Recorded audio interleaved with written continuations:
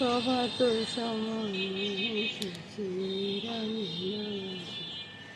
গোরা চাঁদ নাচিয়া বেড়ায় রে, জাগনি গো শচী মাতা গৌরাইল প্রেম দাতা, জাগনি গো শচী মাতা গৌরাইল প্রেম দাতা, ঘরে ঘরে হরির নাম বিলায় রে, গোরা ঘরে ঘরে হরির নাম বিলায়। কখন কান্দে দুই নয়নে বাড়ি জরে, মুখে শুধু রাধা রাধা গায় রে, গোরা মুখে শুধু রাধা রাধা।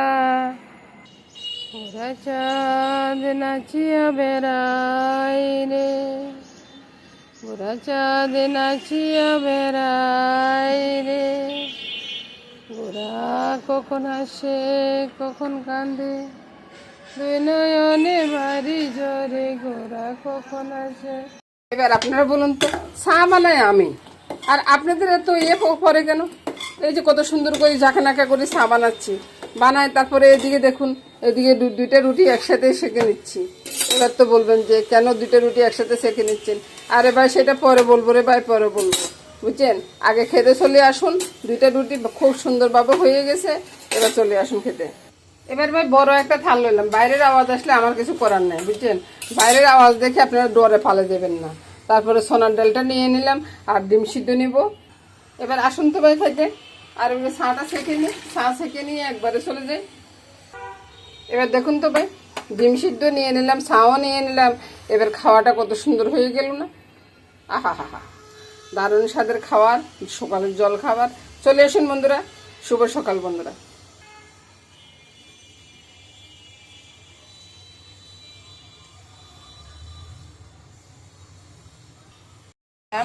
এগুলা সব কিছু রেডি করে নিয়ে আসি, তারপর আপনাদেরকে দেখাবো।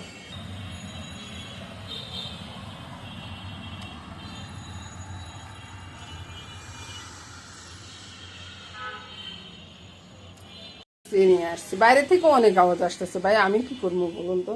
এখানে পটল ভাজি হবে, চিংড়ি মাছগুলো পটলের সাথে ভাজি হবে, আর এদিকে ঝিঙ্গে আলুয়ে বড় মাছ দিয়ে হবে, রুই মাছ। রুই মাছটা অনেক বড় সাইজের, কিন্তু এখানে ছোট দেখা যাচ্ছে আর কি। আর এখানে ঝিঙ্গে আলু রাখা আছে, আর এদিকে নুন হলুদটা মেখে রেখেছি, এদিকেও নুন হলুদটা মেখে রেখেছি। এটা কড়াইটা বসিয়ে দিলাম বন্ধুরা, কড়াইটা গরম হয়ে গেছে। এবার তেলটা টেনে দিচ্ছি ভাই, অল্প তেলে রান্না করুন ভাই, বেশি তেল দিবেন না কিন্তু। আমি যদিও দিই, আপনারা দিবেন না কিন্তু। বেশি তেল দিলে আপনাদের ইয়ে আছে, বুঝছেন? এই যে আমি দিচ্ছি, আমি যে কত রকম কথা শুনি, সেটা কি আপনারা জানেন? আপনারা তো জানেন না ভাই। খায় ওনারা, কিন্তু কথা শোনায় আমাদের। এই মামনির দোষ, যত দোষ মামনির দোষ। ঘটার গুডুর করে আওয়াজ করতেছে, মাছ দিতেছি তেলে, উনি পালাচ্ছে, বুঝছেন? মাছ তেলে দিলে উনি পালাই যায়। আহা হা হা, মাছ তেলে দিলে যদি মাছ যদি বাজবে, তাহলে কি করবো বলুন তো আপনারা? আপনাদের কাছে কি কোনো উত্তর আছে? উত্তর থাকলে কিন্তু বলে দেবে না। এই যে আপনাদেরকে বলছি, এখন আর মাছটা ভাজি নেই, বুঝছেন? এভাবে আমি প্রতিদিন চিন্তা করছি যে আপনাদেরকে বলবো যে মাছ ভাজি গেলে কী করা লাগে, তাহলে আর আমার মাছগুলো আর বাজবে না। বলুন, কত সুন্দরভাবে মাছটা বাজি হয়ে গেছে। আমি অবশ্য মাছটা দিতে লঙ্কার গুঁড়া দিলে, আপনাদের কথা শুনিয়ে একদিন লঙ্কার গুঁড়াটা দিলাম, সে তো মাছ ভাজিয়ে গেলে। মাছ ভাজা হয়ে গেছে, এবার তুলে নিচ্ছি। কি যে দুনিয়া আইলো, যে ছোট জিনিসটাও বড় দেখান যা, বড় জিনিসটা ছোট দেখান যা। বলুন, আমাদের সময় কি এগুলো ছিল? ছিল না।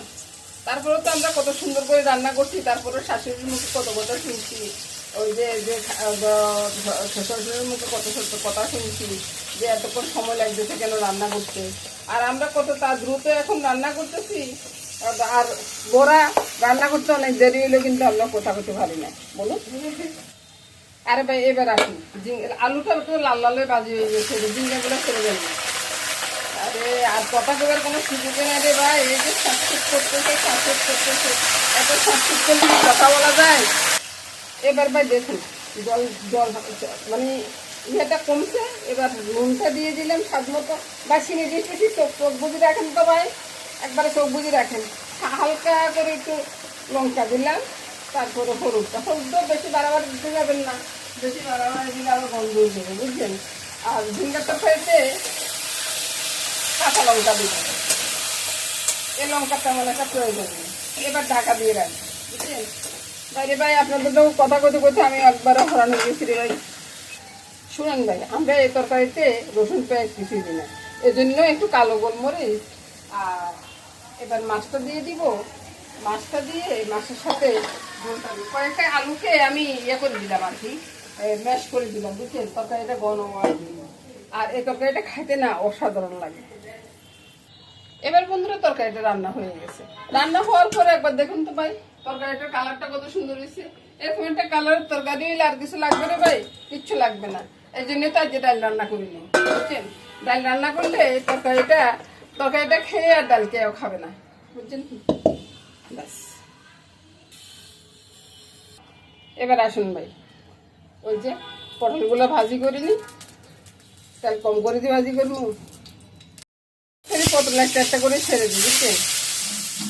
বাইরে তেল কম দিচ্ছি, বুঝছেন। তেল কম দেওয়াতে বেশি ছাড়তে পারবো না। তো এই পটলগুলো এক সাইড করে বাকি পটলগুলোও দিয়ে দিচ্ছি, বুঝছেন। বাইরে ভাই পটল ভাজি বলি কথা, পটল ভাজিতে যত তেল কম দিবেন তত তেল বাইরে। আমি কি তেল বেশি দিচ্ছি ভাই, দিন তো কত সুন্দর করে পটল তেল বাইরে দিতেছেন। আহা হা, কি মজার পটল ভাজি, গরম গরম ভাতের সাথে পটল ভাজি দারুণ লাগবে খেতে। এবার আমি মাঝখান থেকে চিংড়িগুলো দিয়ে দিই। আহা হা, কত টেস্ট হইব, গরম গরম ভাতের সাথে মেখে যখন খাবো, কাঁচা লঙ্কা দিয়ে দারুণ লাগবে খেতে, বুঝলেন তো।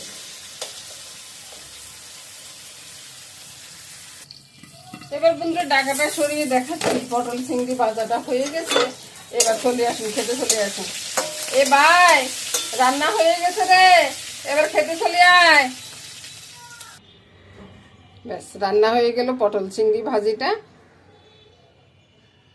এটা দিয়ে আজকে শেষ করলাম রান্নাটা বন্ধুরা।